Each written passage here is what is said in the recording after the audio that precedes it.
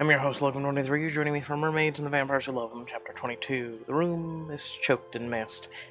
It clings to your skin like slogging through an oil spill. Shelley is the first to speak, her voice hissing and crackling like poultry poultice sizzling on metal.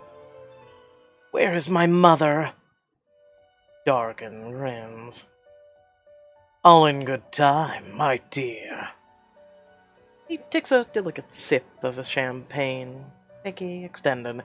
The mist thickens so much you can practically see the individual drops of liquid hanging in the air. Lilybella's sword clatters to the floor. Shelley's face goes slack, her pupils constrict to tiny pinpoints. "You'll be joining her very soon. I promised your father I wouldn't take you, too. But never mind.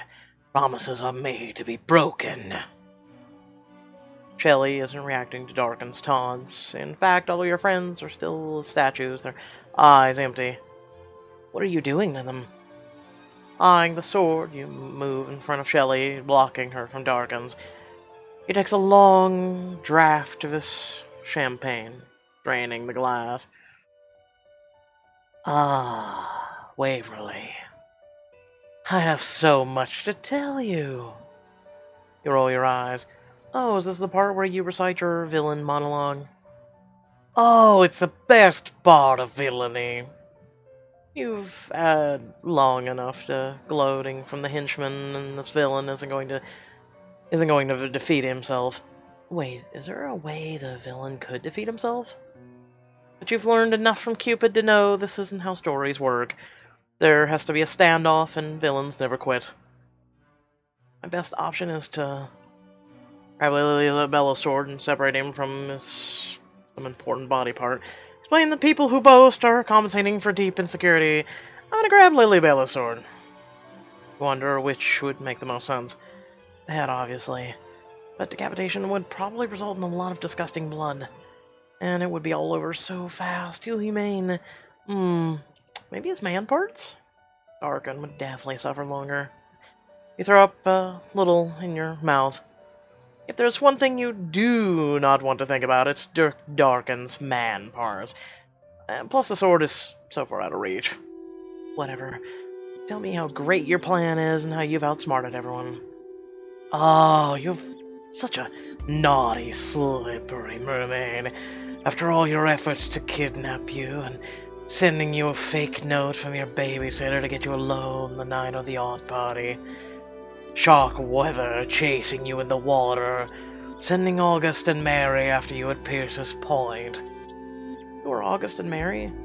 Dear, dear friends of mine, you'll meet them again soon. Not to mention that very disappointing bit when you were here in the castle, strapped into my Lachacresta. Strokes the arm of the monstrous machine as if soothing a beloved. But now you've delivered yourself right to me. So sorry about your other friends. You know your eyes. What other friends? Oh, the ones you sent to destroy all my hard work. Alas, the shipment is already loaded into a truck, and soon it'll be on its way to Los Angeles. The best place to start my cosmetics empire. Teeth clench, and your blood boils. What did you do to Fenton and Thunder? Darken's tongue flicks out of his mouth and circles his lips as if he's already tasting his victory. Pure hatred, barbed as jellyfish venom, surges through you. You have to calm down and think. An evil this extreme had to be forged with tremendous pain. Why are you abducting and torturing innocent merfolk? To make elixir of sea, of course. Surely you figured out that mermaid tears are my secret ingredient. I've conquered aging. Humans will worship me as a god. But you don't understand. Anything made from mermaid tears is dangerous, it's unpredictable, people could die. Straightens the wilted rose on his lapel. Oh, don't worry yourself. We've tested the product, and in the short term it works beautifully. So what if in 5 or 10 years people go crazy or their faces melt a little? At least they'll have a few beautiful years. You are insane. No, I am perfectly sane. What about the toxic waste you're storing in the cave? You'll destroy the oceans. Mouth curves into a sick smile. Why, that is the best part. The Mer royal family be cursed. The ocean shall be mine. Where have I heard these words before? You'll never get away with this. I rather think I will. The rims of Darken's eyes glow redder. The mist is so thick, sweat beads on your face and drips down your back. Why isn't my mist working on you? His eyes travel down your body, his vulgar gaze like bathing in slime. What's different? He sniffs you. The tick! You've had his blood. Well, this is a happy surprise. My genius plans are coming together. You don't like Darken's confidence. You whirl and scoop up Lily Bella's sword. Darken raises an eyebrow, which isn't quite the reaction you were looking for when wielding a sword in his direction. He must have a trick up his tuxedo sleeve or a weapon I don't know about. My best plan of action is to be the shark-tossed mermaid I know I am and take Darken out with the sword. Make a run for it in hopes you can stall. Maybe Pierce can come and rescue you. Be the shark-tossing mermaid we are. You lunge. He leaps off the Lorecaster to get out of your path, but he's not quite fast enough. The sword grazes his cheek. He hisses and charges at you. The sword flies out of your grip as you both land on the floor. Blood, dark and thick, oozes from the cut. It smells like decaying fish. What is this guy? He touches the cut and examines the icky blood on his fingers. You scoot back and try to sludge Darken's where you cut him. Slug him whenever you cut him with the sword. But he captures your arm and grins, holding you in place. But by all means, keep fighting, little one. It will only bring the tick to me sooner. And I'm anxious to get back to my adoring audience in the ballroom. What are you going to do with the humans? Don't you think you should worry more about what I have planned for the vampire? What are you saying? Your heart races, sending icy adrenaline hearing through your veins. It won't take long for your bloodsucker to come looking for you. Even now, he's probably picking up the biological changes in your body. Accelerated heartbeat, increased adrenaline. You take deep, calming breaths, wishing you didn't suck at the meditative art. In the meantime, allow me to check one more thing off my to-do list. Ladies, Shelley, Pickles, and Lilybella shamble towards the tank. No! You guys stop! Let them go! You try to escape Guardian's grasp so you can rescue your friends. He wraps his hands around your neck. You gasp. Can't breathe. Your head feels like it might explode. Pickles, Lilybella, and Shelley are now inside the tank. Their eyes vacant. Darken grits his teeth and glares at the tank door. It slams itself shut and begins to fill with water. Shelley! Shelley! Get out now! He doesn't answer. You're about to black out. I should surrender to sweet oblivion. The easiest thing would be to let go and for the pain to stop. Since when have you ever done the easiest thing? Where are those sharks to be tossed? You toss. You buck with all your might, kicking out your legs, managing to throw him off balance and hurl him into the air. He hits the wall with a sickly thud, slides down, shaking his head, blood dripping from his mouth. A long, snake-like tongue reaches out and licks off the blood. That hurt. You jump up and dash for the tank. It's inches away when the bolts holding the evil chair to the floor explode. Darken grunts with effort, his eyes glow red. The Lechcrester lifts off the ground and flies at you. What the? You roll out of the way right before it strikes where you were just standing. That was my favorite Lechcrester! I told you not to make me mad! This is when you notice the trick he had up his tuxedoed slave. There's a button on the floor next to Darken's labeled Press in case of emergency. He presses, and the floor retracts beneath you. Not again. Why am I always flying or falling? The Crash! Such impact, your spine explodes in pain. Darken peers down at your cracking his neck. Let me introduce you to Mary and August, my little spies. Holds out his arms and two snake tattoos slither and hiss on his skin. My dears, please keep an eye on the mermaid, but don't maim her. She's a valuable commodity I've worked hard to acquire. They leap off his arms, turning into three-dimensional snakes as they wriggle through the air, landing with a hiss on the stone floor of what appears to be a sub-dungeon. The ceiling grinds shut. No! Pickles Lilybella Shelley! The worst thing is, your friends aren't even screaming. But I am. Fierce shouts in your head overpowering your scream. Waverly, what happened? Oh no. Darkin's plan is working. Save Pierce, I must. Tell him everything is totally fine. Got it all under control, Pierce. I'll meet you at the yacht. Forget this. I'm coming to find you. No!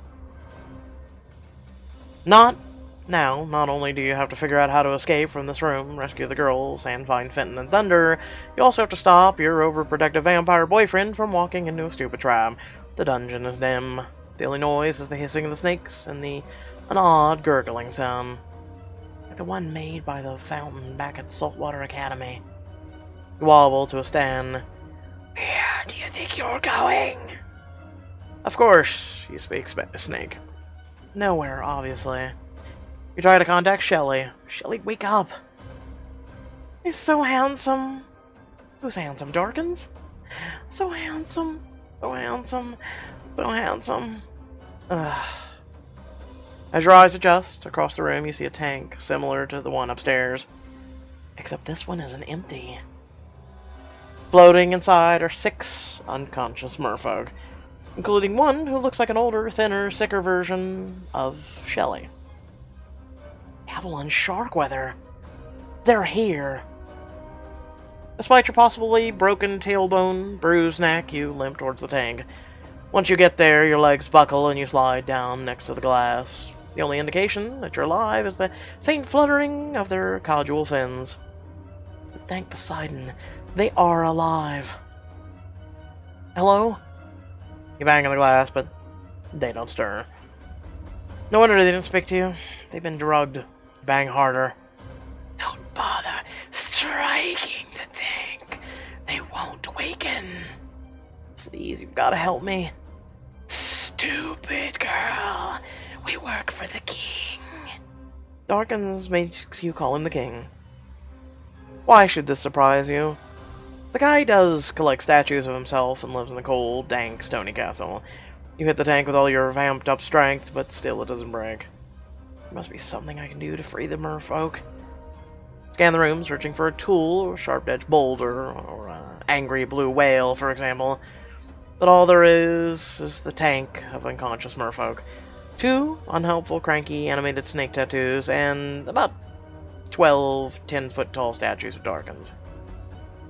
How many statues of himself does the egomaniac have? Waves of exhaustion overtake you like a tsunami. Your friends upstairs could be drowning.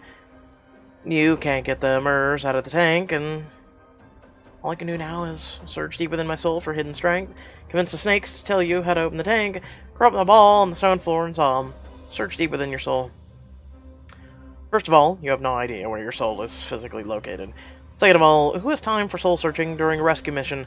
Well, when you're passing out, you might do some soul searching. What you need is a miracle.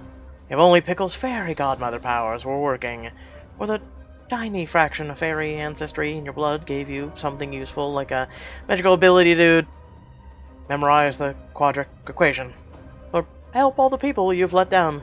Ah! You'll dwell on this, but you won't actually... Okay. Wait. That's it. Remember the art class on the beach? You animated your Cupid sculpture when Shelley was mean to Pickles. Can I do it again? You focus on your rage, on what Darkin is doing. To your friends, to the ocean, to the unsuspected humans and tortured Mers. You clench your teeth and concentrate even harder. Finally, there's a scraping, chattering sound like seagulls screaming for their supper. Hey, stop that! What's happening to the statues? The king would be most displeased if any harm comes to his backup statues. Good. Let him get mad. Haze of gritty dust billows in the air as the statues come loose from their pedestals. What are you doing, evil mermaid? It's working. They're coming to life. They vault from their pedestals and land with a solid thump on the floor, and turn their vacant eyes at you as if waiting orders. So you gave them one. Can you please help punch a hole in that tank? No! One of the golem draws its arm back and smacks the tank, shattering the glass. Shards fly everywhere. The force of the water sends the still unconscious Mer slipping over the stone floor. What have you done? Snakes encircle you up to your chest and squeeze. Your organs compress and your bones creak. Guys, I don't want to hurt you. If you leave me alone, I promise not to harm you. No dice. Maggie, just squeeze hard enough so she goes unconscious, not so she's dead. Can we just make her a little bit dead? There's no such thing, you idiot. Ah, now they're fighting one another. That's great. You've given them enough time to see the error of their ways, so you cry, and in moments there are no snakes, only palm trees. From across the room, someone moans. Avalon, are you alright? I'm a little dizzy. The Mers are waking and then transitioning into life form. They are pale and their eyes are sunken. A couple of them look familiar. I'm Waverly Murray Fishwater, and I'm gonna get you out of here. As if your words have reached a higher power, the ceiling slides open with a mechanical hum. You squint from the harsh light pouring into the room as a golden head peers down at you with a wry smile. Looks like once again I have to do all the work. Relief pours over you at the sight of not only Cupid, but also the girls who are out of the tank. Darkins is not there, but neither is Pierce. Pierce? You think you hear a muffled response, but it's so faint you can't be sure. Oh, Pierce, be okay. Hey, Waverly. Pickles, Lily, Bella, Shelley. Thank the gods, you're okay. Ah, you're welcome, Your Highness. Cupid gazes longingly at the familiar-looking young merman, very handsome despite his weakened condition. Oh my god, it's the Mer Prince. Prince Riptide! But before you can figure out the proper way to greet a naked monarch, Shelley vaults into the lower dungeon. It's so embarrassing that she's not at all afraid of the 12-foot drop. Mama! My baby. Evelyn caresses her daughter's face. Mama, I missed you so much. They cling to each other and sob. This is really great. Can we get out of here now? Shelley, holding her broken mom, rocking her like a fingerling. And you can't help it. You cry, too. I do. Pickle solves the problem of the proper way to greet a naked monarch by sneezing. Unfortunately, because her sneezes are fairy godmother magic, all the merfolk are suddenly dressed in poofy ball gowns with glass slippers. Your Highness. Even though every inch of you is sore, you manage a deep curtsy. Prince Riptide smiles and nods at you before gazing up at Cupid from beneath lush green eyelashes. The two of them exchange a look so steamy, it bathes the dungeon in light. Guys, there's no time to waste. We have a lot left to do. You wiggly fill in everyone on what's happening to Thunder, Fenton, and Pierce. First, though, Shelley, take your mom and the merfolk to the yacht. Get out of here. I will send a message from the yacht's communication system notifying the Queen about her son. I know what it's like to worry so much about your child that it's like someone has carved out your heart. Shelley squeezes her mom's hand. I'm going with them. Cupid cannot keep his eyes off the Mer Prince, if that's alright, Waverly. Cupid is the only other person who won't be affected by Darkin's mist. Losing him could jeopardize the rest of the mission. Insist Cupid stay with the group. Cupid, I understand that you want to keep the merfolk safe, but the yacht is docked in a cave nearby. Shelley knows the way, and as the only other person not affected by Darkin's mist, I need you to help me find Pierce. Cupid frowns. That's your best argument? You asked. That's because I thought you'd say yes, and I wanted to give you the illusion of control. Much like most of these books. Cupid and Shelley set off for the yacht with the merfolk in tow. Now it's time for you, Lily Bella, and Pickles to find Pierce, Thunder, and Fenton. destroy the shipment of Elixir of the Sea, and capture Darkins and not die in the process. No problem. Huh. Yeah. No problem. Alright, so I hope y'all did enjoy the video. Remember to like, share, and subscribe. Head down description below, links to social media, Discord, and a few links to support me and my content, including if you do enjoy streams, I do them. Follow me on Twitch. Link for that as well down below. And without further ado, I thank you all for watching, and I'll catch you all in the next video. Peace out.